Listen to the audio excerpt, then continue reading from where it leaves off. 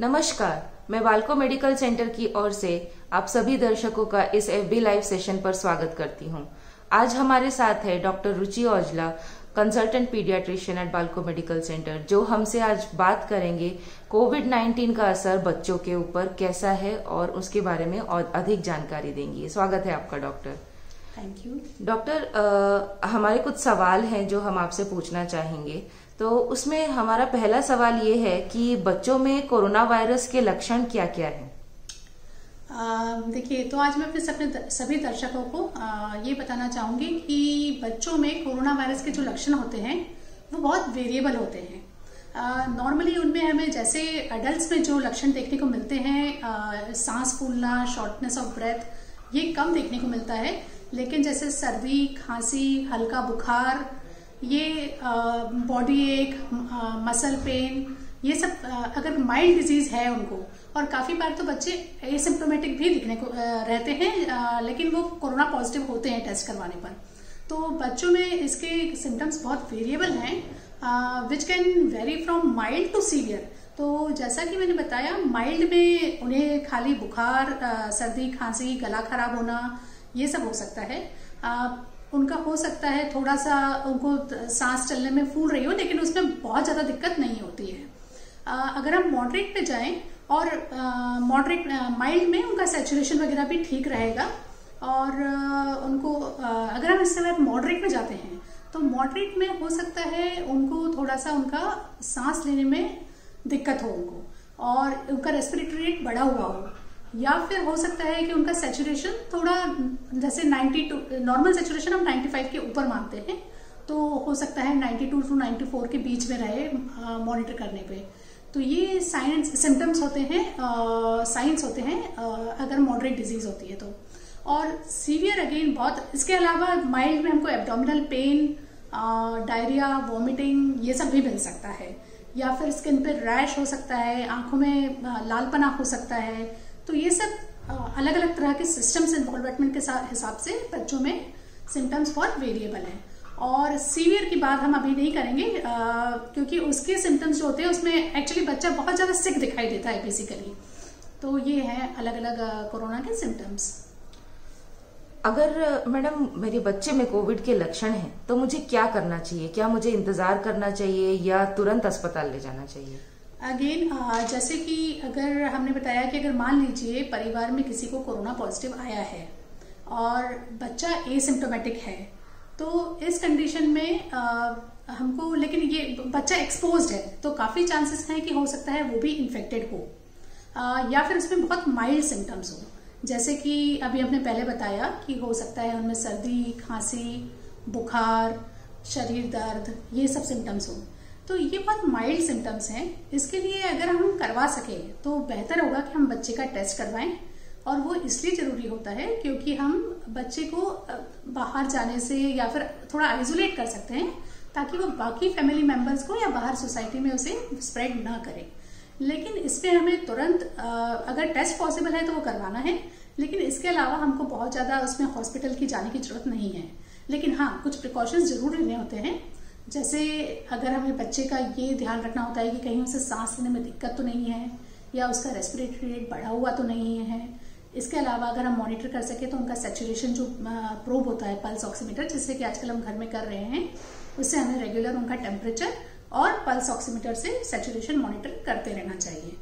हाँ, अगर हमको सैचुरेशन उसका 95 से नीचे जा रहा है, या फिर उसका बच्चे को अगर बुखार परसिस्टेंटली बना हुआ है, 3-4 दिन से ऊपर हो गए हैं, बुखार जा नहीं रहा है, या फिर बच्चा खाना नहीं खा रहा है, बहुत ज्यादा सुस्त है, लेथार्जिक है, तो उसका हमको लग रहा है कि बच्चा ठीक नहीं लग रहा है, उसको सांस लेने में दिक्कत हो रही है, तो इन चीजों में जरूर हमको हॉस्पिटल में कंसल्ट करवा के आगे डॉक्टर के हिसाब से ट्रीटमेंट लेना चाहिए। ये MIC क्या है और क्या ये खतरनाक है? तो MIC का मतलब होता है multi system inflammatory syndrome in children, MIS-C, जो कि आजकल इसके बारे में बहुत सोशल मीडिया पर, पेपर्स में बताया जा रहा है, और पेरेंट्स इसको सुन के कहीं बहुत ज्यादा पैनिक भी कर रहे हैं कि कहीं उनके बच्चों को MIS-C तो नहीं है, या कहीं ये उनके लिए जानलेवा तो साबित नहीं होगा। तो सबसे पहले तो मैं बताना चाहूंगी कि मिस्सी का मतलब होता है, जैसा कि इसका नाम है, मल्टी सिस्टम इन्फ्लेमेटरी सिंड्रोम। तो ये कई सिस्टम को एक साथ इन्वॉल्व कर सकता है। उसमें आपके स्किन, लंग, हार्ट, गट यानी कि आपकी जो गैस्ट्रोइंटेस्टाइनल सिस्टम है वो, स्किन, आईज, ये सब सिस्टम उसमें इन्वॉल्व हो सकते हैं, इसलिए इसका नाम है मल्टी सिस्टम इन्फ्लेमेटरी सिंड्रोम। इसमें खून से क्लॉटिंग के संबंधित समस्याएं भी हो सकती हैं। तो ये सबसे इम्पोर्टेंट बात तो ये है कि हमको ये बहुत रेयर है। इसके लिए भी हमको पैनिक करने की जरूरत इसलिए नहीं है क्योंकि ऐसा नहीं है कि हर बच्चे को जिसको कोरोना होगा। यूजुअली जो 90% बच्चों में जो कोरोना हो रहा है वो माइल्ड या सिम्टम्स या एसिम्टोमेटिक है। तो मिस्सी हमको बहुत कम बच्चों में देखने को मिला है अभी तक, फर्स्ट और सेकंड वेव में। हाँ, लेकिन ये है कि अगर ये मिलता है तो ये जानलेवा सिद्ध हो सकता है। तो इसके लिए भी हमको घबराने की जरूरत नहीं है, क्योंकि अगर हम सही समय पर इसको डॉक्टर से कंसल्ट करें और उनसे ट्रीटमेंट लें तो काफी चांसेस हैं कि बच्चा क्योर हो जाता है। तो मिस्सी का मतलब होता है कि इसमें जो हमारा जब कोरोना वायरस होता है तो हमारे बॉडी में उससे प्रतिरोधक क्षमता डेवलप होती है उससे लड़ने के लिए। ये वैसे तो ये प्रतिरोधक क्षमता अच्छी होती है क्योंकि ये हमको बॉडी को कोई भी इन्फेक्शन से लड़ने में मदद करती है। लेकिन जब ये रोग प्रतिरोधक क्षमता जरूरत से ज्यादा एक्टिवेट हो जाती है तो वो अपनी ही बॉडी के टिश्यूज को हार्म करना शुरू कर देती है, और इसी कारण से ये मल्टी सिस्टम को इन्वॉल्व कर सकती है। और उससे रिलेटेड सिम्टम्स, यानी कि ये कोई अलग से डिजीज नहीं है, ये सिंड्रोम है। तो ये इसके कारण हमको मल्टी सिस्टम जो इन्वॉल्वमेंट होता है वो मिल सकता है, और वो क्योंकि ये हार्ट, लंग सभी को अफेक्ट करता है, इसलिए ये है तो सीरियस लेकिन रेयर है। और फॉर्चुनेटली अगर हम इसको सही समय पर डॉक्टर से इलाज लें, सही समय पर इसका डायग्नोसिस हो, तो क्योर होने के भी बहुत चांसेस होते हैं। हमारा अगला सवाल है कि क्या माँ के लिए जो कोविड-19 से संक्रमित है उसे स्तनपान कराना चाहिए और क्या वैक्सीन लेनी चाहिए, क्या ये सुरक्षित है? ये बहुत अच्छा क्वेश्चन है, क्योंकि आजकल बहुत ज्यादा भ्रांतियां फैली हुई हैं। जनरल पॉपुलेशन तक वैक्सीन लेने से डर रही है, लेकिन हमको ये बात समझनी होगी। हमारी गवर्नमेंट ने इस पर पूरा तरह से उसके ऊपर दिन रात उनके ऊपर चर्चाएं हो रही हैं। अभी गवर्नमेंट ने भी इसको ऑथोराइज कर दिया है, गाइडलाइंस आ चुकी हैं कि हम जो माताएं अपने बच्चों को स्तनपान करवा रही हैं उनके लिए वैक्सीन लेना बिल्कुल सेफ है। देखिए, सबसे इंपॉर्टेंट बात समझने की ये है कि ये जो वैक्सीन है ये किल्ड वैक्सीन है, इसमें वायरस जो है वो लाइव नहीं है। तो ये हमारी बॉडी में जाके वायरस को मल्टीप्लाई होने के कोई चांसेस नहीं है। ये हमारी बॉडी में जाके एंटीबॉडीज डेवलप करेंगे, और जो एक्चुअली माँ के थ्रू, क्योंकि माँ जब ब्रेस्ट फीड कराती है तो ये एंटीबॉडीज बच्चे में भी जाएगा, तो एक तरह से ये बच्चों के लिए प्रोटेक्टिव होगा। और बाकी भी बहुत सारी वैक्सीन जो कि प्रेगनेंसी में दी जाती हैं, या बच्चा जब छोटा होता है तब दी जाती है, तो ये जो किल्ड वैक्सीन होती हैं इनका तो बिल्कुल भी नुकसान नहीं होता है। रादर ये बच्चों को एक प्रोटेक्टिव इफेक्ट दे सकती हैं। और अगर उनको कोरोना होता है, क्योंकि अगर माँ को कोरोना होता है तो बच्चों को भी ट्रांसमिट होने के पूरे चांसेस रहते हैं, तो ये एंटीबॉडीज उनको कहीं ना कहीं सेफ्टी प्रदान कर रही है। इसलिए बहुत इंपॉर्टेंट है कि हम बच्चों को, जो माएँ अपने बच्चों को दूध पिला रही है, उनको जरूर से ये वैक्सीनेशन लेना चाहिए। और अब इनके गाइडलाइंस भी आ चुके हैं कि गवर्नमेंट ऑफ इंडिया के थ्रू ये वैक्सीन एकदम सेफ है। और क्या ये माएँ स्तनपान करा सकती हैं?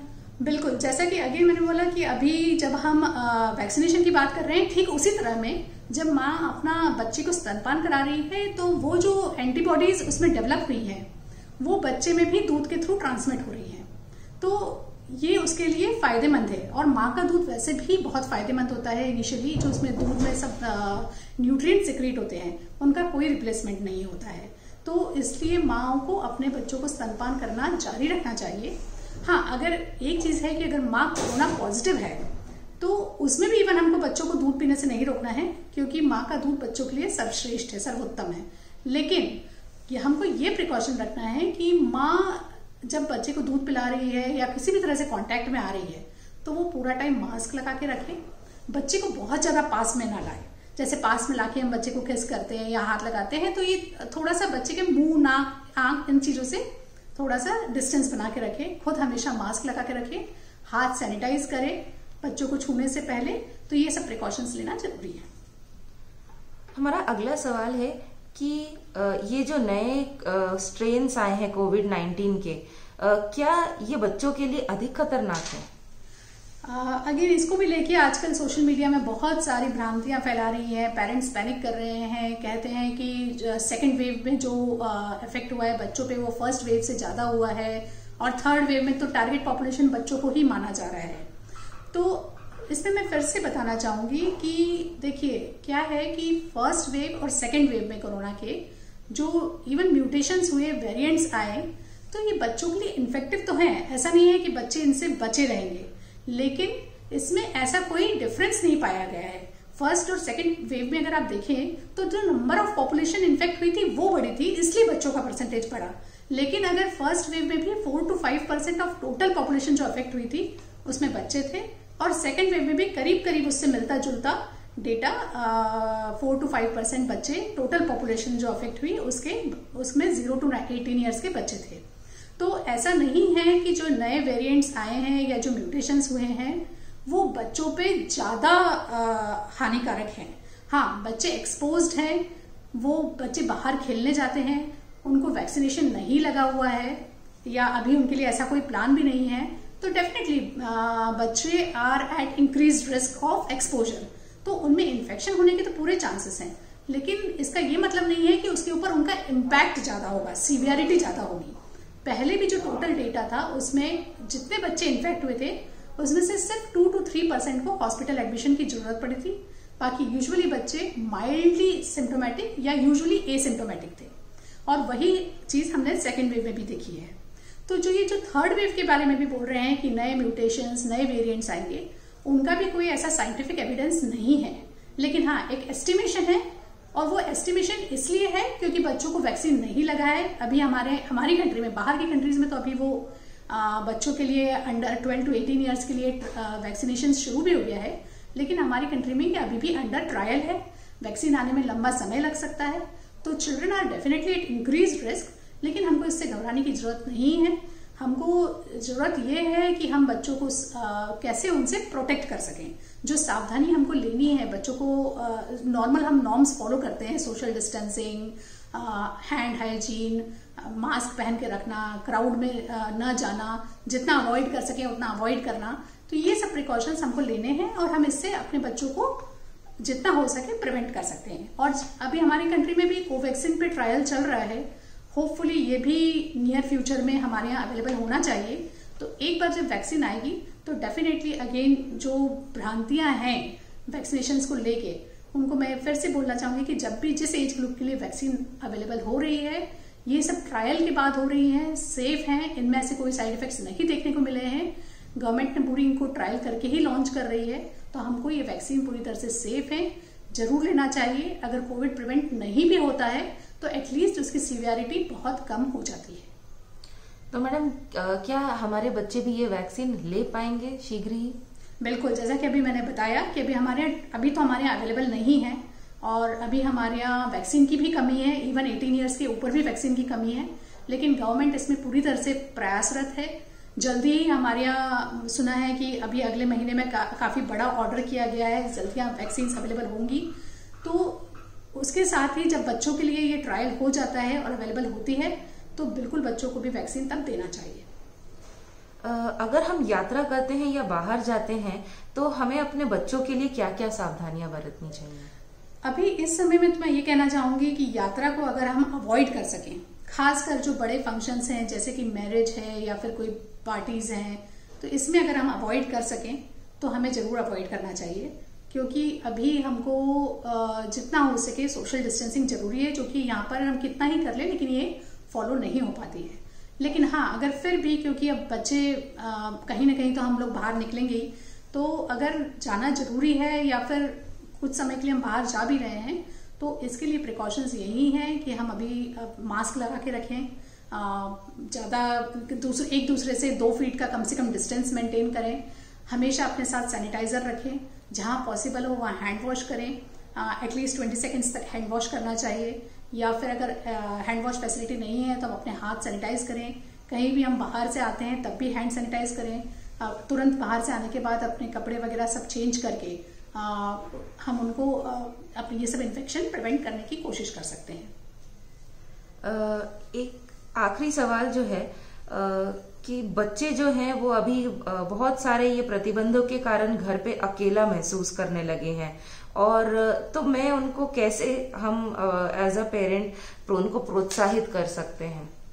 बिल्कुल, तो अभी जैसे कि हमने कोरोना की बात की कि बच्चों में एक्चुअली इलनेस, ये जो फिजिकल इलनेस है उससे ज्यादा उनके ऊपर मेंटल अफेक्ट हुआ है, क्योंकि कोरोना में बच्चे तो यूजुअली वैसे तो एसिम्टोमेटिक या माइल्ड एसिम्टोमेटिक हैं, लेकिन उनको बहुत सारे प्रतिबंध हैं। अभी स्कूल नहीं चल रहे हैं, ऑनलाइन क्लासेस चल रही हैं, ऐसे में बच्चे बहुत ज्यादा स्क्रीन टाइम के आदी हो रहे हैं।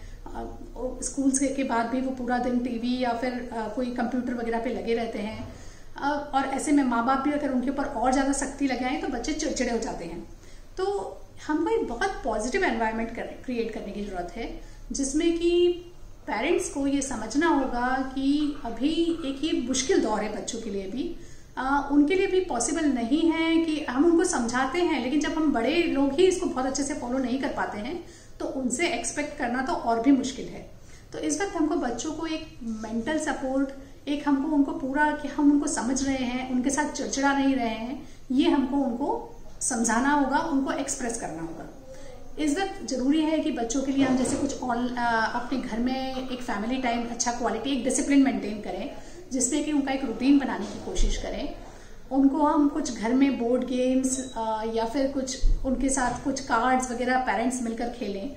साथ में उनका एक डेली रूटीन के टाइम पर उठ रहे हैं, क्योंकि इस समय बच्चे स्कूल भी ऑनलाइन चल रहे हैं, तो बच्चे पूरी तरह से अनडिसिप्लिन होने का बहुत ज्यादा एक खतरा है।